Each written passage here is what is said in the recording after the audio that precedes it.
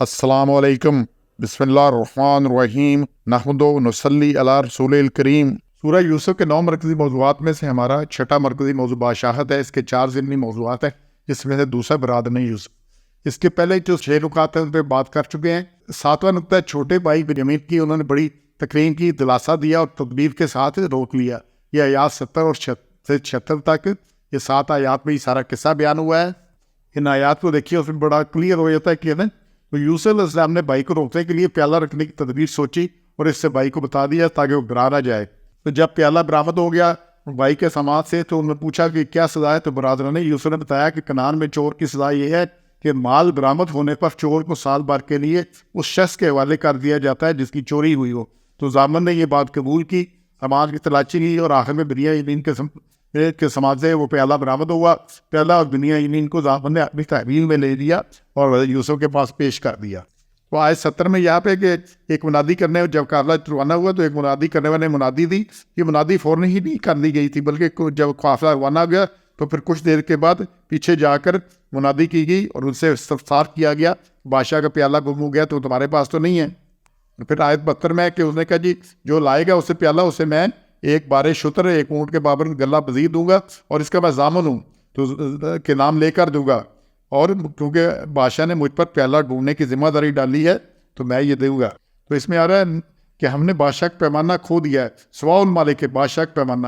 تو یہ ایسے پیمانے کو کہتے ہیں، ایسے پیالے کو کہتے ہیں جس میں جواہرات جڑے ہوئے ہیں۔ یوسف علیہ السلام بنیامین کو روکنا چاہتے تھے اور بھائیوں پر اپنا آپ ظاہر بھی نہیں کرنا چاہتے تھے، اس لیے یہ تدبیر کی، وگرنہ قانون کے مطابق چور کو جیل جانا تھا۔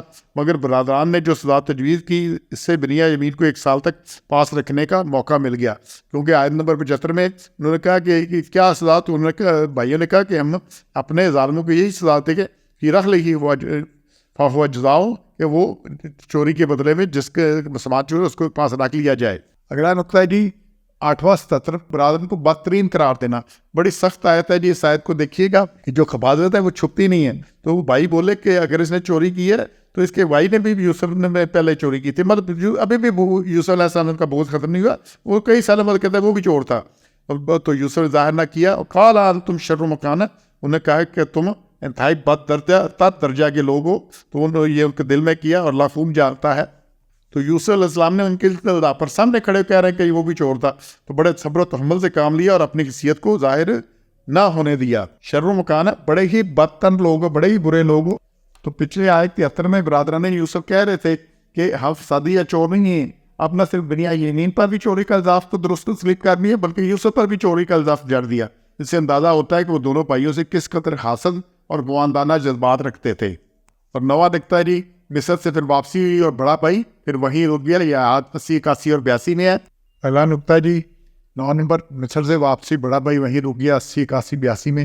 اس سے پہلے 78 میں ہے کہ انہوں نے کہا کہ تو احسان کرنے والا ہے، وہ خوشامد کرنے لگے۔ پھر اس کے بعد جی اگلا 80، 81 میں یہ سلسلہ چل رہا ہے کہ مایوس ہو گئے جب کہ بھائی کو خلاصی نہیں ہو رہی، تو انہوں نے کہا بھائی کے باپ کے پاس کس طرح منہ لے کے جاؤ گے؟ تو پہلے یوسف کے بارے میں یہ ایسی حرکت کر چکے ہو۔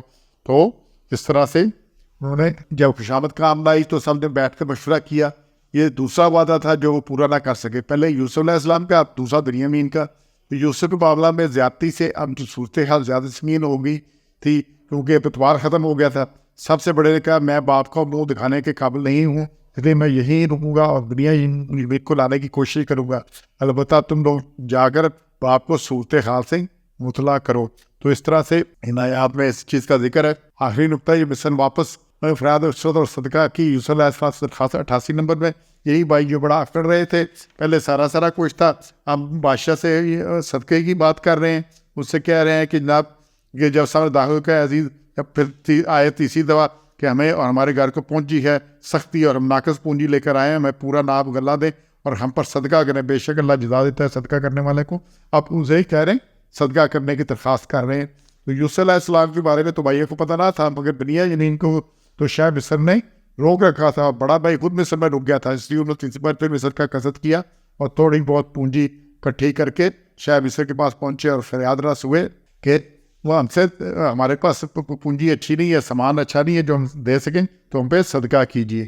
تو اس طرح سے یہ برادر یوسف کا جو پورا کردار تھا یہاں پہ نظر آ رہا ہے۔ کہ پہلے انہوں نے سازش کی، پھر قتل کیا، کنویں میں پھینک دیا، پھر سارا کچھ، اور آخر میں بھی بغض ان کا ختم نہیں ہوا، کہتا کہ وہ بھی چھوڑ تھا، یہ سارا کچھ.